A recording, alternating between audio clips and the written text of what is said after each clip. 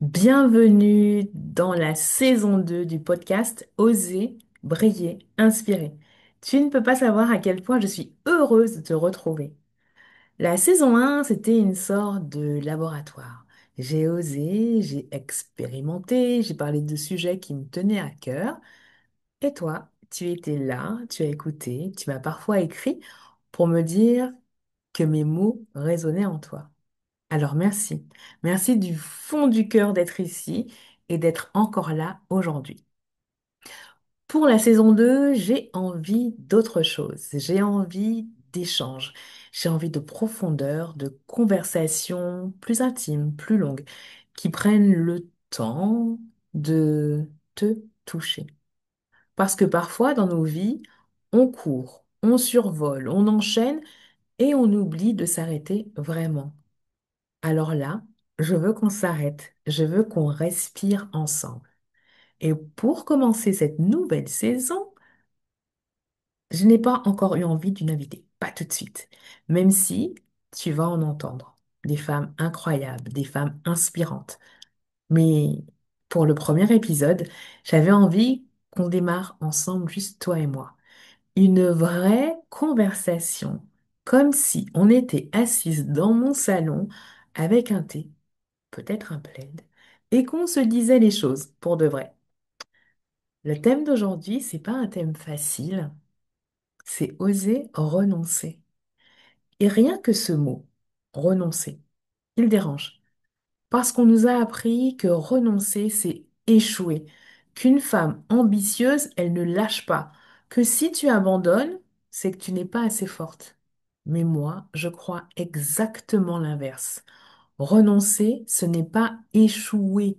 Renoncer, c'est choisir. C'est avoir le courage de dire, ça, c'est plus pour moi. Et aujourd'hui, je vais être honnête avec toi. Moi aussi, je renonce. Je renonce à un projet que j'ai porté, que j'ai aimé, qui m'a lancé dans l'entrepreneuriat, qui a transformé des vies, mais aujourd'hui, il ne correspond plus exactement à mon énergie et à ce que j'ai envie d'offrir aux femmes et au monde. Et j'ai envie de t'expliquer pourquoi. Mais au-delà de mon histoire, on va explorer ensemble ce que signifie renoncer. On va parler du syndrome de l'imposteur, de la peur de l'inconnu, de ce qui se joue dans notre cerveau quand on lâche prise, et je vais t'inviter à réfléchir à ta propre vie. Parce qu'en fait, c'est pas juste mon histoire, c'est peut-être aussi la tienne. Alors, voilà ma première question pour toi. À quoi est-ce que tu t'accroches encore alors qu'au fond de toi, tu sais que c'est fini? Ça peut être un projet, une relation un peu toxique. Ne cherche pas forcément la réponse tout de suite. Laisse-la venir. Tu peux même mettre l'épisode sur pause, mais n'oublie pas de revenir. Prendre un carnet, écrire ce qui te vient. Mais garde cette question dans un petit coin de ta tête pendant qu'on avance. Alors pour moi, renoncer, ce n'est pas échouer. Parlons-en, parce que c'est vraiment la première barrière mentale. Dans notre société, renoncer est vu comme une défaite. Tu n'as qu'à regarder les slogans de motivation. Winners never quit. Les gagnants n'abandonnent jamais. Ouais, c'est ça, ouais. C'est totalement faux. Les gagnants abandonnent tout le temps. Ils renoncent à de mauvaises habitudes, à des projets qui ne leur ressemblent plus, à des chemins qui ne sont pas les leurs. Regarde Steve Jobs. Il a renoncé à plein d'idées pour se concentrer sur le design épuré de l'iPhone. Serena Williams, elle a renoncé au tennis de haut niveau pour une autre vie, pour sa famille, pour son business. Est-ce qu'elle a l'air d'une perdante? Non, je crois pas, non. Ça fait d'elle une femme qui choisit. Mais pourquoi c'est si difficile pour nous de renoncer? Parce que notre cerveau déteste l'incertitude. Il préfère une situation médiocre, mais connue, plutôt qu'un avenir meilleur, mais incertain. En psychologie, on appelle ça le biais de statu quo. Et c'est pour ça que tu continues parfois dans un job qui ne t'épanouit pas, dans une relation qui t'éteint, dans une offre qui t'excite plus trop. Pas parce que tu n'as pas de courage, mais parce que ton cerveau flippe, il a peur de l'inconnu. Et pourtant, renoncer, c'est ça qui va créer de l'espace. Imagine que ta vie, c'est un placard. Si tu refuses de renoncer à tes vieux vêtements, ceux que tu ne mets plus depuis 10 ans, comment veux-tu faire de la place pour une nouvelle garde-robe? Tu dois renoncer à certaines choses pour en accueillir d'autres. Ben, c'est pareil dans ton business, c'est pareil dans ta vie, dans tes relations, dans ton quotidien. On va à nouveau faire un petit exercice. Tu prends un carnet. Tu traces deux colonnes. Dans la première, tu écris «Je m'accroche encore à» et note. Tu laisses sortir une habitude, un projet, une relation, une peur. Dans la deuxième colonne, tu écris «Si je renonçais, qu'est-ce que je pourrais accueillir à la place?» À nouveau, tu peux mettre cet exercice, cet épisode sur pause, pardon, j'ai failli faire renverser mon verre. Tu peux mettre cet exercice sur pause, le faire, ou tu peux dire que tu vas y réfléchir si tu n'as rien encore trouvé. Mais je t'assure que prendre le temps de l'écrire, ça peut tout changer. Maintenant, je vais te parler de mon renoncement à moi. Aujourd'hui, je renonce à Sereine. À Sereine dans l'état dans lequel il est. Évidemment, pour toutes mes clientes qui sont encore là, je reste là. Mais il n'y aura pas de lancement avant 6 mois. Sereine, c'est un peu mon bébé. J'ai vu des dizaines, des centaines de femmes retrouver du temps, de l'énergie, de la légèreté. J'ai vu Bintou expérimenter le batch cooking avec sa fille et réussir des merveilleux gâteaux au chocolat. J'ai vu Magali regarder une première fois les replays, puis après se mettre au batch cooking. J'ai vu des femmes et j'ai entendu des femmes me dire, Sabrina, tu me changes la vie. Je rentre le soir, je m'assois sur mon canapé et je m'ennuie avec mes enfants. On a le temps de faire des jeux de société. Sereine, ça a transformé des vies et ça, j'en suis extrêmement fière. Mais aujourd'hui, Sereine me demande une énergie que j'ai envie de mettre ailleurs. Je ne suis plus aussi excitée à l'idée de faire rentrer des femmes dans ce programme que j'adore. Et ça, c'est un signal assez fort parce que tu le sais, si ton cœur n'est pas dedans, ben, les résultats ne suivront pas. Alors évidemment, je pourrais m'acharner, continuer pour dire j'ai pas abandonné, mais à quoi ça sert en fait? À quoi bon? Ça serait mentir. Je trouve que ce serait pas cool pour les clientes qui y rentreraient. Sereine va continuer d'exister et je le relancerai quand j'aurai trouvé la formule qui me va et qui va à mes clientes. Alors, pour être aussi tout à fait honnête, aujourd'hui, je choisis de mettre mon énergie ailleurs. Tu sais quoi, c'est pas un adieu, c'est juste un au revoir. Parce que parfois, ton business, c'est comme un jardin. Tu peux pas tout arroser en même temps. Si tu veux qu'un arbre grandisse, tu dois accepter que d'autres restent en pause. Et moi, j'ai choisi auteur ambitieuse. Je t'invite à réfléchir à ça. Quel projet, quelle relation, quelle habitude prends-tu soin d'arroser alors qu'en fait, elle te nourrit plus? Et pendant ce temps, quel autre arbre, plus grand, plus fort, attend que tu lui donnes de l'eau?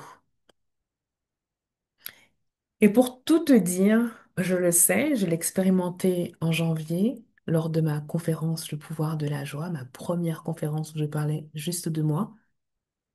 L'inconfort, c'est de là que naît la fierté. Si je regarde en arrière, les moments dont je suis le plus fière, ce n'est jamais ceux où j'étais tranquille dans ma zone de confort, mais vraiment jamais. c'est toujours quand j'ai osé sortir du connu. C'est là que j'ai eu peur. C'est là où j'ai eu des doutes. Quand j'ai annoncé déjà que j'allais faire une conférence sur mon aventure avec le cancer. Qu'est-ce que j'ai flippé? Combien de fois je me suis demandé, mais qu'est-ce que je faisais là? Et quand j'ai vu ces regards, parfois humides de larmes, ou juste des sourires jusqu'aux oreilles, j'ai su en fait que j'avais eu raison d'y aller malgré la peur ou avec la peur. Quand j'ai traversé cette histoire de cancer, ces chimios, 25 séances de radiothérapie, il y avait aussi eu la mastectomie, il n'y avait rien de confortable là-dedans. Je crois que ça a été l'épreuve la plus difficile de ma vie, mais c'est aussi une des sources les plus profondes de ma puissance. Parce que j'ai découvert à quel point je suis forte. Alors, j'ai lancé des nouvelles offres business. J'avais zéro certitude. Je ne savais pas si quelqu'un allait s'inscrire. J'allais augmenter mes prix comme jamais. J'avais peur de décevoir ces nouvelles clientes, mais j'ai osé. Et les clientes sont venues. Quand j'ai parlé de cash, d'ambition, de sororité, dans un milieu où on attendait de moi que je sois juste la reine du batch cooking, ça a été très inconfortable. Mais c'est aussi ce qui m'a permis de rassembler une communauté de femmes puissantes que je rejoins tous les jours enfin tous les jours, tous les jeudis dans le Paper Club. Et toi, si tu réfléchis, tes plus grandes fiertés, elles viennent d'où? D'un chemin bien balisé, facile, ou d'un moment où tu as osé sauter dans l'inconnu? En psychologie, il y a un concept qu'on appelle la zone proximale de développement. C'est l'espace entre ce que tu sais déjà faire et ce que tu n'as pas encore appris. Et c'est exactement là, dans cet entre-deux un peu inconfortable, que tu grandis le plus. Alors oui, l'inconfort, ça fait peur. Mais l'inconfort, c'est le signe que tu es en train d'évoluer, que tu es en train de grandir. Les scientifiques nous disent que quand ton cerveau rencontre une situation nouvelle et inconfortable, il active ce qu'on appelle la neuroplasticité. Ça veut dire qu'il crée des nouvelles connexions dans ton cerveau. Tu apprends, tu t'élargis. En gros, ton cerveau ne grandit pas quand tu répètes ce que tu connais déjà, il grandit quand tu es dans l'inconfort. Alors, la prochaine fois que tu sens cette petite boule dans ton ventre, ce trac, cette peur, rappelle-toi que c'est la preuve que tu es en train de créer quelque chose de nouveau. Et là, évidemment, je vais parler du syndrome de l'imposteur. Je crois que c'est l'ennemi public numéro un, celui que tous les entrepreneurs croisent un moment sur leur route. Franchement, qui ne l'a jamais ressenti?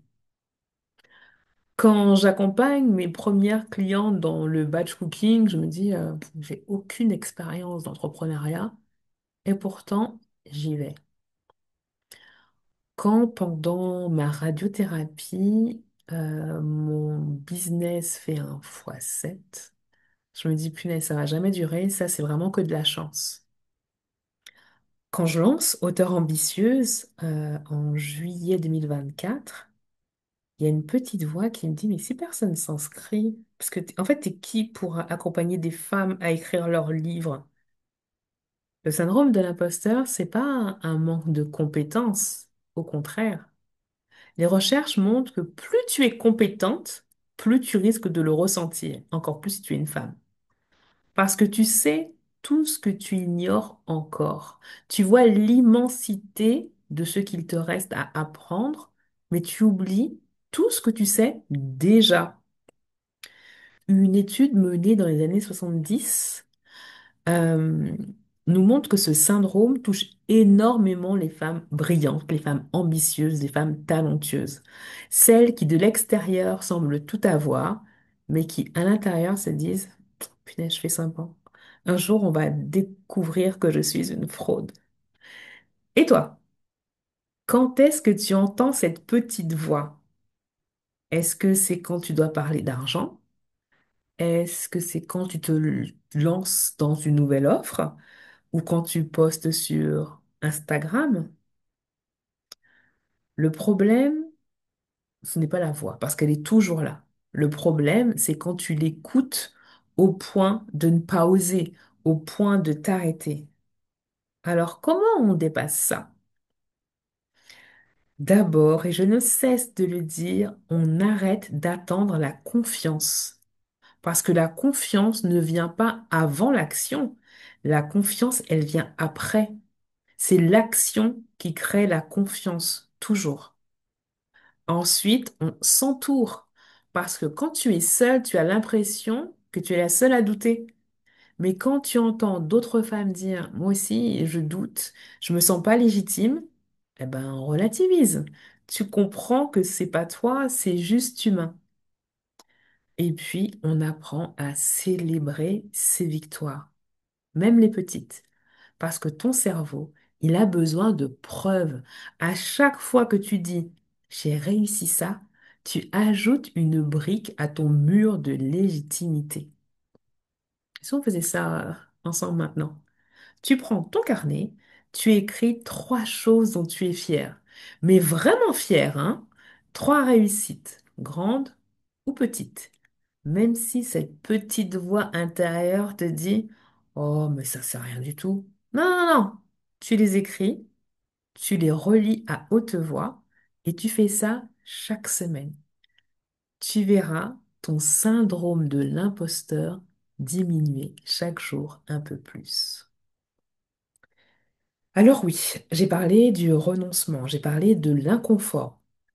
On a parlé de cette petite voix de l'imposteur. Mais il reste une petite invitée surprise. La peur de l'inconnu. C'est elle qui nous bloque le plus souvent. Parce que quand tu renonces, tu ne sais pas exactement ce qu'il y a après. C'est comme sauter dans le vide sans filet. Et pourtant, c'est là que se trouve la magie. Soyons honnêtes, la peur de l'inconnu, c'est ce qui nous freine le plus. Renoncer, c'est pas seulement dire non à quelque chose, c'est aussi dire oui à quelque chose que tu ne vois pas encore. Et ça fait flipper. Moi, en ce moment, je renonce à Sereine pour mettre toute mon énergie sur les auteurs ambitieuses. Est-ce que je sais exactement ce que ça va donner? Pas du tout. Est-ce que ça fait flipper? Évidemment. Mais c'est ça la vérité. La peur de l'inconnu n'est pas un signe que tu fais mal, c'est un signe que tu avances. Et tu veux que je t'explique ce qui se passe dans ton cerveau? Quand tu fais face à quelque chose de nouveau, c'est ton amygdale qui s'active. C'est une petite zone de ton cerveau, vieille de millions d'années, qui gère la peur. Elle envoie un signal, danger. Et ton corps, forcément, il réagit. Ton cœur s'accélère, tu transpires, t'as mal au ventre. Mais voilà, ton amygdale, pour elle, tout ce qui est inconnu, c'est du danger. Mais en réalité, c'est une opportunité. Comme si tu étais face à une porte fermée. Ton amygdale dit, n'ouvre pas, on ne sait pas ce qu'il y a derrière. Mais ton cortex préfrontal, la partie rationnelle, sait que derrière, il pourrait y avoir un trésor. Et c'est là que tu dois choisir. Écouter la peur ou avancer avec elle. Parce qu'en vérité, on ne fait jamais disparaître la peur. Elle sera toujours là. La clé, pour moi, c'est de marcher avec elle. La mettre sur la banquette arrière et dire, OK, je t'entends, mais finalement, c'est moi qui conduis. Et si on faisait une petite visualisation? Ferme les yeux. Sauf si tu conduis ou tu es en train de marcher dans la forêt, on va éviter. Imagine-toi sur un chemin. Devant toi, une porte fermée. Tu ne sais pas ce qu'il y a derrière. Tu ressens la peur dans ton corps. Et maintenant, imagine que tu poses ta main sur la poignée et que tu l'ouvres. De l'autre côté, il y a une lumière, une opportunité. Peut-être pas encore claire, mais tu sens que c'est là que tu dois aller. Respire et avance. Voilà, c'est ça, marcher avec la peur de l'inconnu. Ok, mais on fait comment concrètement quand on flippe, on sait que la peur, elle est là? Pour moi, la première stratégie, c'est la gratitude. Ça peut paraître bizarre, hein, mais c'est prouvé scientifiquement. Quand tu te connectes à la gratitude, tu actives une autre zone de ton cerveau qui vient calmer l'amygdale. Tu ne peux pas être en mode panique et en mode gratitude en même temps. Donc la prochaine fois que tu as peur, pense à trois choses pour lesquelles tu es reconnaissante, pardon. Ça va changer ton état intérieur. La deuxième stratégie, les micro-actions. Ton cerveau a peur du grand saut, mais il peut accepter les petits pas. Si tu veux lancer une nouvelle offre, tu n'es pas obligé d'annoncer tout de suite. Commence par écrire le plan, puis par en parler à une amie, puis à en parler en story. Et petit à petit, tu avances. Troisième stratégie, celle que j'adore et que je pratique beaucoup quand j'ai peur, l'ancrage corporel. Souvent, la peur reste bloquée dans le corps. Bouger, ça aide. Respire profondément, fais 20 squats, va marcher 10 minutes, danse sur ta chanson préférée. Tu vas envoyer un message à ton système nerveux. Je suis en sécurité. J'ai envie de te poser une question. Qu'est-ce que tu repousses aujourd'hui parce que tu as peur de l'inconnu? Note-le. Et maintenant, écris. Quel est le plus petit pas que je peux faire cette semaine pour aller dans cette direction? Pas un truc de dingue, pas un grand pas, juste un petit pas, parce qu'en fait, la clé, elle est là. Avancer malgré la peur, un pas après l'autre. Tu sais ce que j'adore? Quand la science vient confirmer que ce que l'on ressent est normal, que ce qu'on ressent intuitivement est peut-être la bonne piste. Il existe un concept en neurosciences, la zone d'apprentissage optimale. C'est un espace entre l'ennui et la panique. Si tu restes trop dans le connu, tu t'ennuies. Si tu vas trop loin dans l'inconnu, tu paniques. Mais entre les deux, il y a une zone parfaite, celle où tu es stimulé juste assez pour apprendre et évoluer. C'est exactement ça, renoncer. Tu sors du connu, mais tu n'es pas en danger. Tu es dans l'espace où la magie se passe. Et devine quoi?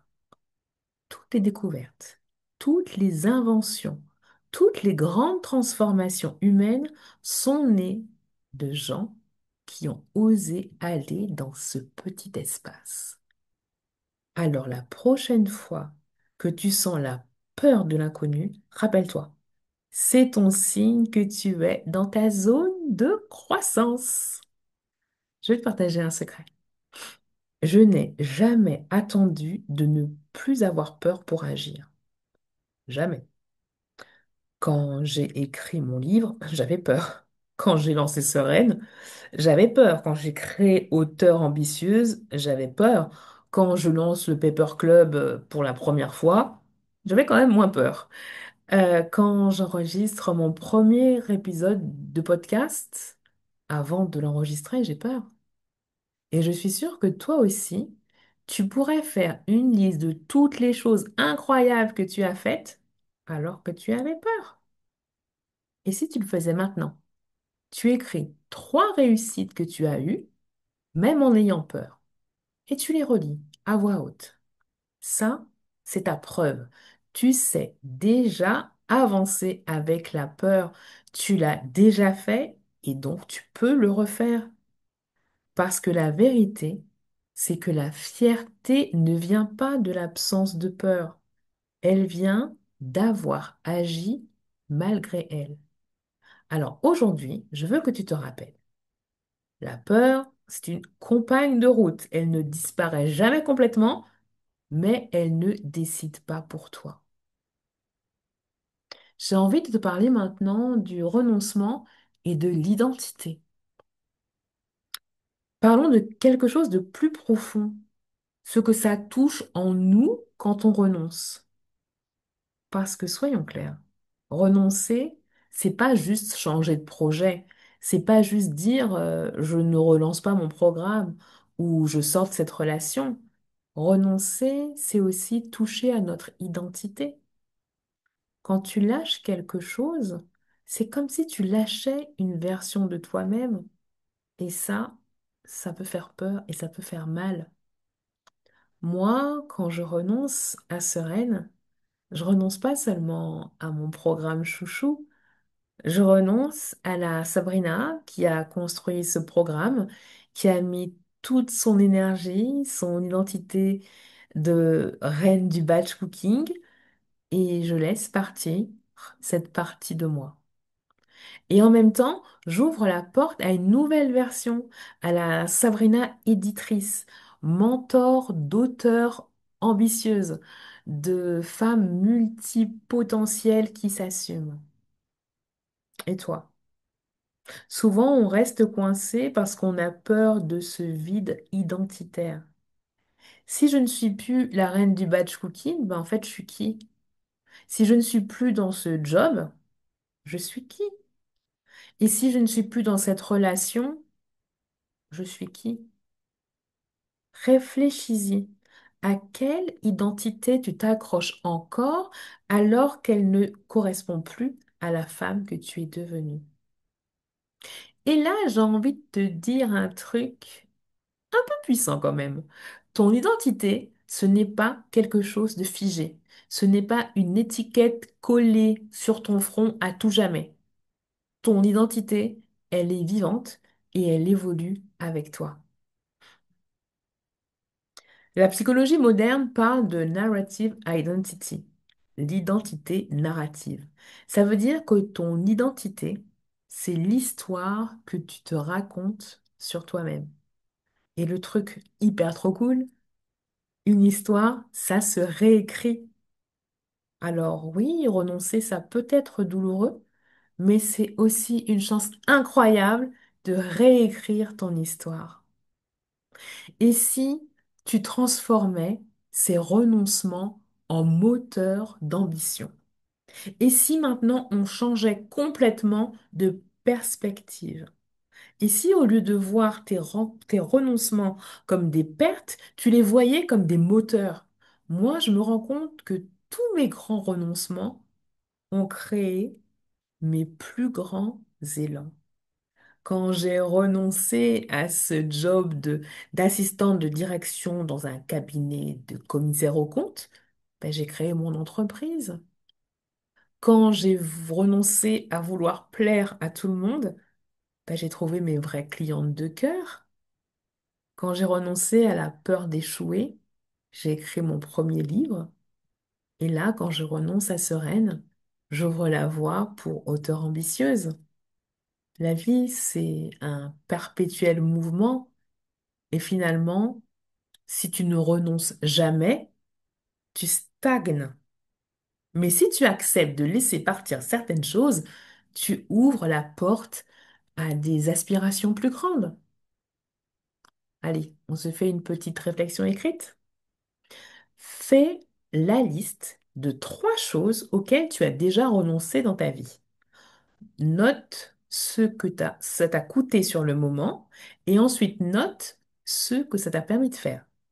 Tu vas voir, souvent, ce qui semble être une perte s'est transformé en un gain immense.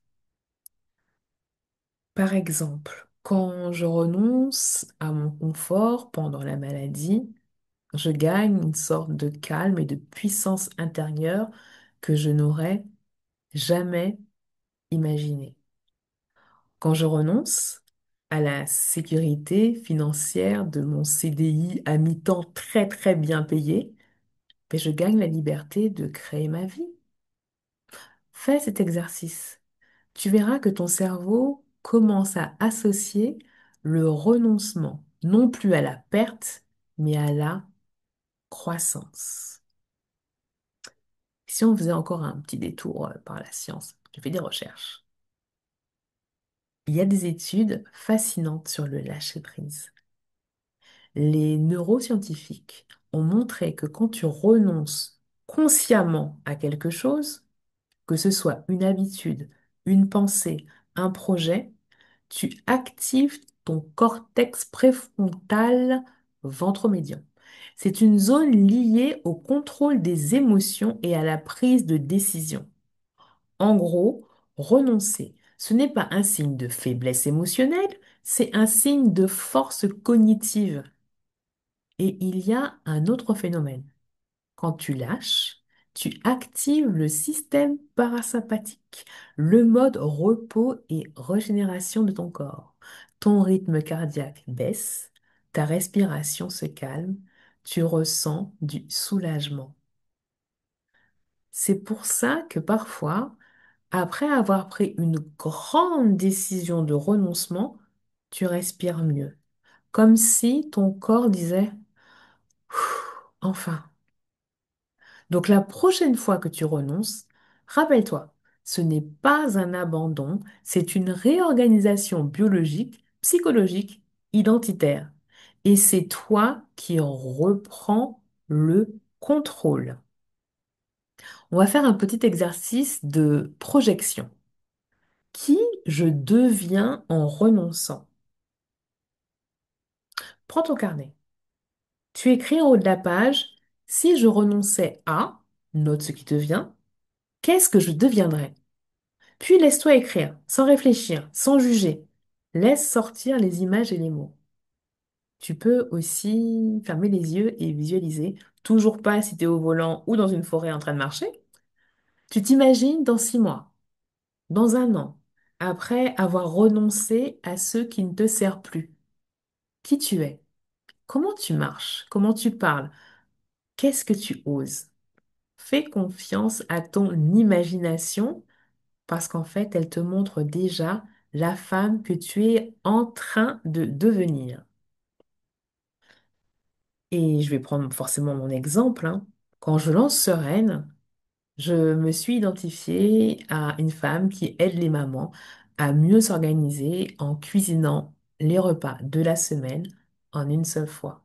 Je redonne du temps aux familles et j'aimais bien dire que tu retrouvais du temps pour faire ce que tu aimes avec ceux que tu aimes. C'était beau, c'était puissant et j'ai adoré ça. J'ai adoré ça. Mais aujourd'hui, j'ai grandi, je suis devenue quelqu'un d'autre et pour incarner cette nouvelle version de moi, je dois forcément renoncer à l'ancienne. Alors, je laisse partir l'étiquette de reine du batch cooking et j'endosse pleinement celle de mentor, éditrice, femme multipotentielle qui accompagne les auteurs ambitieuses à écrire, à publier et surtout à vendre leurs livres. C'est un changement d'identité. Et tu sais quoi? C'est un peu flippant, mais ça me rend aussi extrêmement fière parce que je sens que c'est là que je dois aller. Et toi, dis-moi, quelle identité tu as peur de laisser mourir? Et quelle identité attends-tu d'incarner? Tu sais ce que j'adore avec le renoncement? C'est qu'après la mort, il y a toujours une renaissance. Oui, renoncer, ça peut sembler ou ressembler à une petite mort. La mort d'un projet, la mort d'une habitude, d'une identité, d'une relation. Et c'est inconfortable. Mais comme dans la nature, quand une graine meurt, elle se transforme en plante. Quand une feuille tombe, c'est pour nourrir la terre et préparer le printemps. Dans ma vie, chaque renoncement a ouvert un nouveau cycle. Quand j'ai renoncé à mon job salarié, j'ai ouvert le cycle de l'entrepreneuriat. Quand je renonce à plaire à tout le monde, j'ouvre le cycle de l'inspiration et de la puissance. Quand je renonce à Sereine, j'ouvre le cycle d'auteur ambitieuse. Et toi, quel cycle attends-tu d'ouvrir, mais que tu bloques encore parce que tu refuses de fermer l'ancien? Je sais, fermer une porte, ça fait peur. Mais si tu n'oses pas fermer, tu restes coincé dans l'entre-deux. Tu n'es plus vraiment dedans, mais pas encore dehors. Et c'est là que tu perds ton énergie. Alors oui, renoncer, ça demande du courage, mais la récompense, c'est cette nouvelle personne que tu vas être, c'est la renaissance. Parce que souvent, quand on renonce, on ressent un mélange étrange, de la peur et du soulagement. Et c'est normal, ton système nerveux est en train de recalculer. Mais laisse-moi te dire quelque chose. De l'autre côté de la peur, il y a ta puissance. En psychologie, on parle de sentiment d'efficacité personnelle. C'est ta croyance en ta capacité à réussir. Et devine quoi? Cette croyance augmente à chaque fois que tu affrontes une peur et que tu passes à l'action. C'est un peu comme un muscle. Plus tu oses malgré la peur, plus ton sentiment d'efficacité grandit et plus tu deviens puissante. Alors aujourd'hui, si tu es en train de renoncer à quelque chose, je veux que tu saches, la peur est un passage obligé. Mais derrière, il y a ta force, il y a ta liberté et il y a toute la fierté que tu vas ressentir. Allez, on reprend ce carnet. Quelle peur je ressens en ce moment liée à ce que je dois lâcher? Quelle puissance m'attend de l'autre côté si j'ose enfin? Ok, tu renonces, tu lâches. Mais ensuite, qu'est-ce que tu fais? Tu crées une vision. Parce que renoncer sans vision, ça crée juste du vide. Ta vision, c'est ta nouvelle boussole. Et c'est ça qui va attirer tes résultats. Moi, dans ma vision aujourd'hui, il y a des dizaines d'auteurs accompagnés à écrire, à publier et à vendre leurs livres. C'est aussi créer une maison d'auto-édition éthique et puissante. C'est permettre à des femmes de mettre leur voix dans le monde et chaque fois que je me connecte à cette vision, mon énergie revient. Et toi, c'est quoi ta vision? Si tu pouvais imaginer ta vie idéale dans 6 mois, dans 1 an, dans 3 ans, elle ressemblerait à quoi? Écris-la. Même si ça semble fou. Pour l'instant, on s'en fout du comment, on veut juste y aller. Même si tu sais pas comment. Parce que vraiment, ce qui va guider tes prochains pas, c'est cette vision. La visualisation dirigée, c'est quand tu visualises ta vision, ton cerveau va activer les mêmes zones que si tu la vivais déjà. Et forcément, ça augmente les chances de la réaliser. Parce qu'en fait, ton cerveau ne fait pas la différence entre ce que tu imagines et ce que tu vis. Quand tu fais un cauchemar et que tu te réveilles en sueur, pour ton cerveau, tu étais vraiment en train de vivre ce cauchemar. Alors ce soir, avant de dormir, tu vas prendre 5 minutes pour imaginer ta vision comme si elle était déjà là. Ressens-la, vis-la. Tu verras comme ça change ton énergie. Et si tu es quelqu'un qui est sensible au son, peut-être que tu peux enregistrer cette vision sur ton téléphone et juste l'écouter avant de t'endormir. Voilà pourquoi je choisis de renoncer à Sereine. Parce que ma vision bat plus fort ailleurs. Quand j'accompagne une femme à écrire son livre, je sens que je suis à ma place. Quand je vois une cliente oser poser ses mots, puis publier, puis vendre, ben, je suis remplie de fierté parce que je sais que je l'ai aidé à être là. Alors je choisis. Je choisis de mettre mon énergie dans hauteur ambitieuse. Je choisis de marcher avec ma peur et je choisis de me redéfinir. Je veux que quand une femme se demande, punaise, qui peut m'accompagner à vendre mon livre? Qu'elle se dise, mais c'est Sabrina, bien sûr. Et toi, qu'est-ce que tu choisis aujourd'hui? Oser renoncer, en fait, c'est oser s'honorer.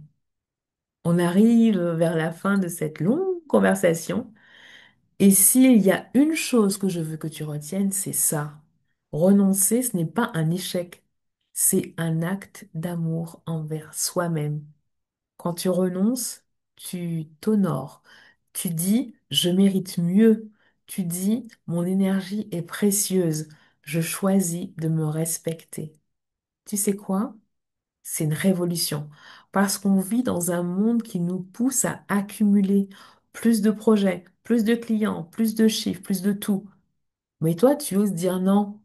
Et c'est dans ce non que naît ton vrai oui.